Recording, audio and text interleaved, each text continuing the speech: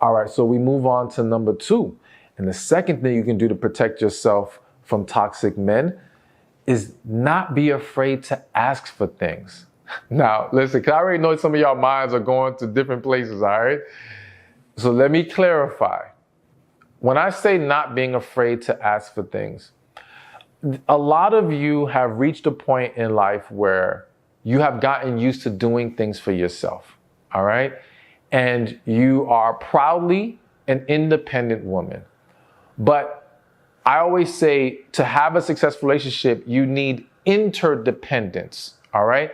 And it's very easy for a woman who has become so used to and conditioned to her independence to have a conflict with sliding into an interdependent role. Interdependent being that you are able to rely on each other, count on each other, do for each other, all right? Yes, you could handle it yourself, but you shouldn't have to.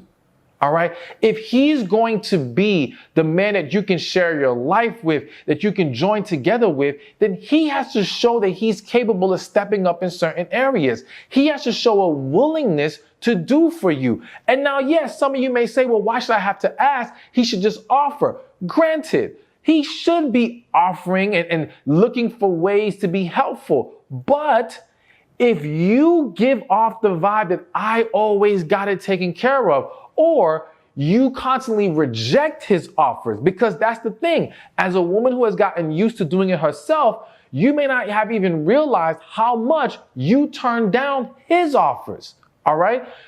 This is a very small example, but it shows you the mindset that happens here. Let's say carrying groceries. Let's say you guys are hanging out and every time you go grocery shopping, you carry your own groceries and he asks you, yo, let me carry that for you. And you always say, I got it. I got it. I can take care of it. I'm good. There will come a point where he will stop asking. Not because he's unwilling to do it, but you have repeatedly told him, I got this. I don't need you to do this. All right. And so now a man's not going to keep trying to push the issue. He's just going to let it go. And this happens at a greater level in so many ways. I was just speaking to a close friend, the gym, and we talked about a friend of his who's been going through some depression, a woman. And one of the issues that she expressed to him was feeling like nobody has her back, nobody checks on her.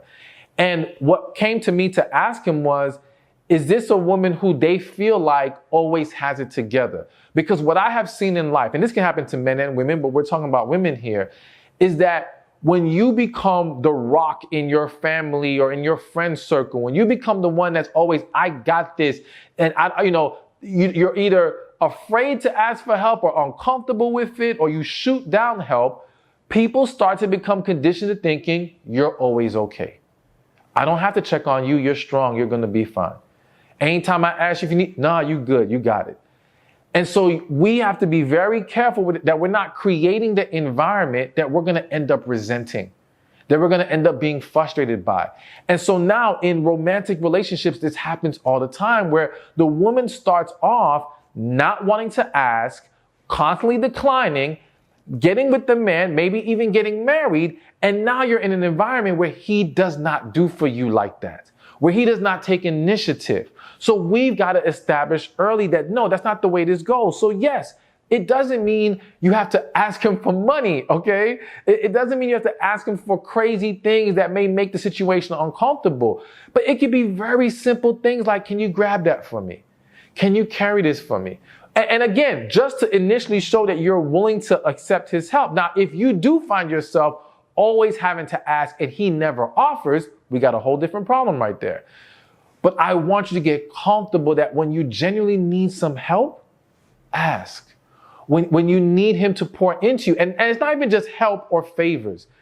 If you need more from him as far as his efforts, you should be willing to ask. If, for example, you need to hear from him more often, you should not be afraid to ask him to reach out to you more or to establish that this is a requirement for you. This is a need, because again, he may not understand what you're looking to have poured into you. And by you being more transparent, this is going to be good for you to become comfortable in expressing your needs. And it's going to be good for him, if he's serious, to be able to pour into them. So now by doing this, you expose the toxic man, because when you ask and all he has is complaints and excuses, we got a problem. If he's gonna make it this big old issue, we got a problem. If he's never actually doing what he says he will do, we got a problem. Do you see where we're going here? Because the toxic man is trying to do less for more. He is trying to minimize as much effort as possible to get as much as he can from you. So therefore, he will not take kindly to your request of any kind. But the guy who's serious would. So you will have an easier time seeing, can this man be what I need? And let me say this before we move on to the next point. It's not just about what you need today. It's about what you're going to need going forward. All right. So a lot of women say, but I'm fine. I am actually okay doing it myself right now. Cool. But are you going to be okay doing it yourself for the next 2 years, 4 years, 5 years, however many years? If you know that's not the type of relationship you want in the long term, you have to establish that early, because how you start can be how you will finish. And if you start off by making him think he does not have to do for you, then you're going to find yourself in a relationship where he's not doing a damn thing for you. Hey, thank you for watching this video. Be sure to check this one out right here, and I'll see you there. Some people say you are what you attract, but that's not always true. Because the reality is that you can be an amazing, wonderful woman, and you're still gonna have damaged, toxic men come your way.